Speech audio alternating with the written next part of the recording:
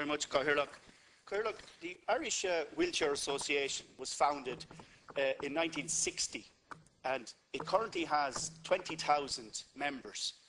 It is one of our foremost advocacy groups and charities, doing tremendous work for people who live a challenging life, confined and bound to a wheelchair, in assisting and supporting them in living full and independent lives.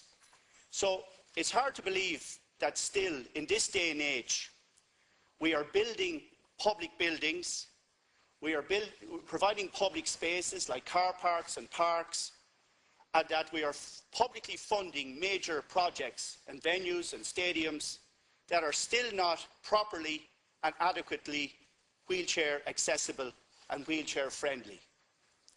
I would have thought we would have brought this to an end some years ago, but only this week the Irish Wheelchair Association have published yet the latest draft of their best practice guidelines in terms of access, Cathaoirleach.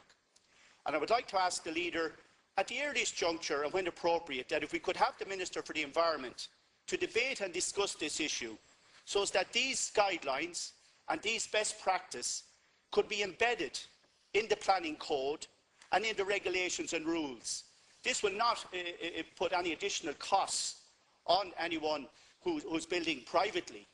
But surely when we come to build arts centres, post offices, schools, sports stadiums, and even simple things like public toilets and car parks, that surely we should not suffer upon people who are confined to wheelchairs further indignity or any embarrassment whereby they cannot access or use freely or enjoy events the same as any of the rest of us would.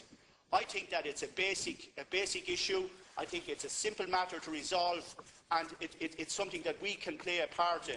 And finally, Cathaoirleach, I would like to say in relation to that, that we still have people who park on the curbs, on the footpaths, and park in disabled zones, clearly marked and clearly designated disabled zones, which is a further, I take, affront to those who are confined to wheelchairs. And there's no fine too big, Cathaoirleach, for someone who does that and who parks in a disabled space improperly. Thank you.